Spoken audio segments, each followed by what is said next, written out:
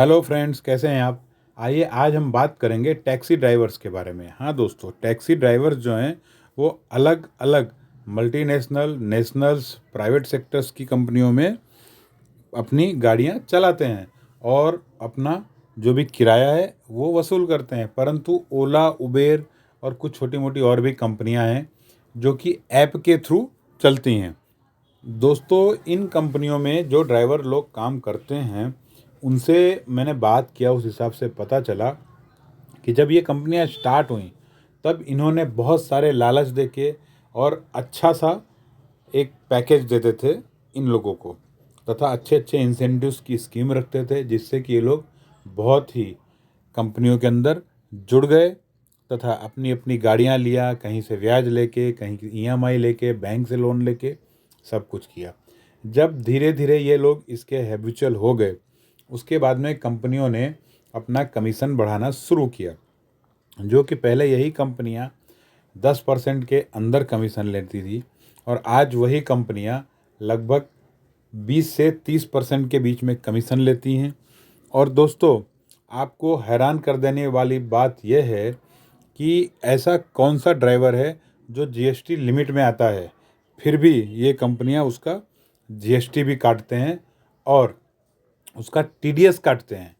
कोई भी ड्राइवर जो है ओला उबेर का टीडीएस यानी कि इनकम रिटर्न फाइल करे उस लिमिट में नहीं आता है, क्योंकि जैसे कि 5 लाख तक की छूट है, पर ये कंपनियां उनका भी टीडीएस काटती हैं। अब भरती हैं या नहीं भरती हैं पता नहीं, और अगर भरती भी होंगे तो इनके किस काम का, क्योंकि वो तो इस स्लैब में आते ही नहीं हैं। तो दोस्तों, इस तरह से ये कंपनियां अपना पैसा बनाए जा रही हैं और ड्राइवर बेचारे रोड पर आ गए हैं। कितने ड्राइवर तो ऐसे हैं जिनका घर चलना भी मुश्किल हो गया है। हाँ दोस्तों, बीवी बच्चों को खिलाना पिलाना भी मुश्किल हो गया है, क्योंकि आजकल मेंटेनेंस जैसे कि सीएनजी का रेट भी बहुत बढ़ चुका है, पर ये लोग अपना रेट नहीं बढ़ाते हैं।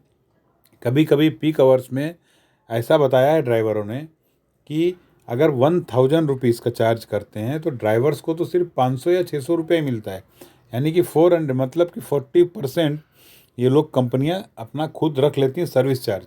अब किसी भी कंपनी का सर्विस चार्ज बिना इन्वेस्टमेंट के इतना लेना वाजिबी नहीं है, वो अच्छा भी नहीं है दोस्तों। और इसीलिए अब काफ़ी सारी ड्राइवर जो हैं इन कंपनियों में से अपनी गाड़ियां रिमूव कर रहे हैं। यस फ्रेंड्स, रिमूव कर रहे हैं। हाँ, जो बहुत ही ज़रूरतमंद हैं वही अब यहाँ पर गाड़ियाँ चला रहे हैं।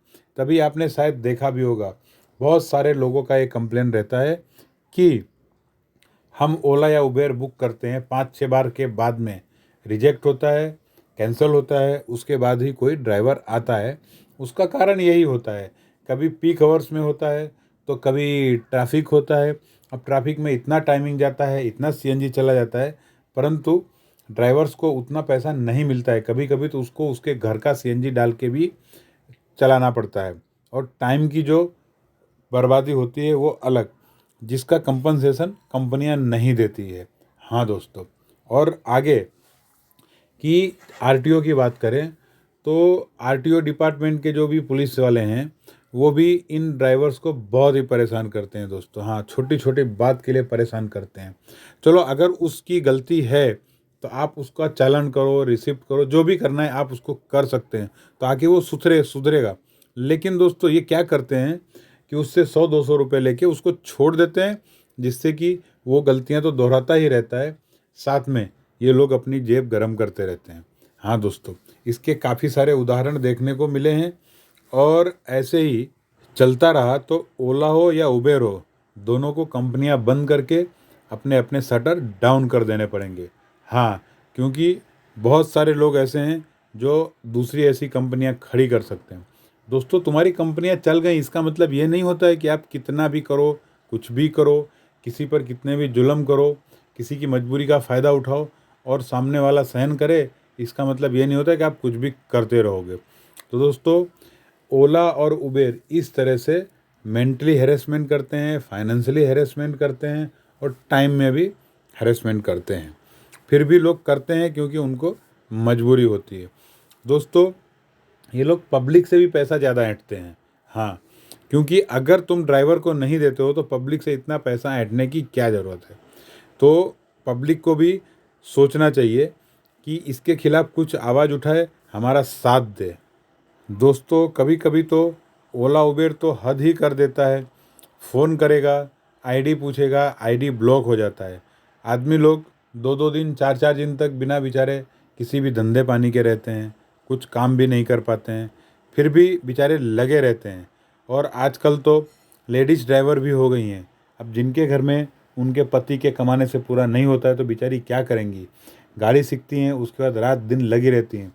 फिर भी ये कंपनियां जो है, सिर्फ जो पहले पुराने नहीं सेठ लोग होते थे जो अपने आदमियों का खून चूसते थे, वैसे ही ये दोनों कंपनियां सभी का खून चूसने में लगी हुई हैं।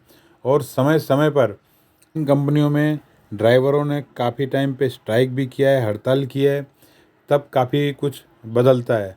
पर जिस तरह से ये लोग अपना अर्निंग करते हैं, उस तरह से ड्राइवर को क्यों नहीं देते?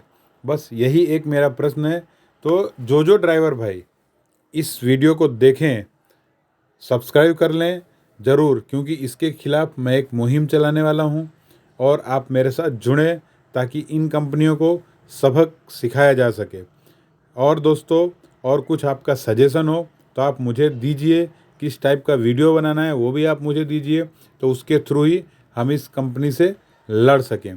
दोस्तों आगे वीडियो देखने के लिए मेरा चैनल सब्सक्राइब कीजिए, लाइक कीजिए और शेयर ज़रूर कीजिए।